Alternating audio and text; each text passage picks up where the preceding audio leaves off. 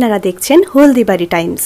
পূর্ত দপ্তরের জায়গার উপর অবৈধ নির্মাণের বিরুদ্ধে অভিযান চালালো হলদিবাড়ি পূর্ত দপ্তর। বৃহস্পতিবার হলদিবাড়ি মেকলিগঞ্জ রাজ্য সড়কের পাশে বরেরডাঙ্গা এলাকা ও হলদিবাড়ি শহরের পূর্বপাড়া নতুন বাসস্ট্যান্ড সংলগ্ন এলাকায় উচ্ছেদে অভিযান চালায় পূর্ত দপ্তরের আধিকারিকরা। সঙ্গে ছিলেন হলদিবাড়ি থানার পুলিশ কর্মীরা। পূর্ত দপ্তর সূত্রে জানা গিয়েছে, বারংবার অভিযান এবং সাবধান করার পরেও পূর্ত দপ্তরের জায়গার ওপর গড়ে উঠেছে অবৈধ নির্মাণ। আজ সেই কারণে উচ্ছেদ অভিযানে তারা নামে।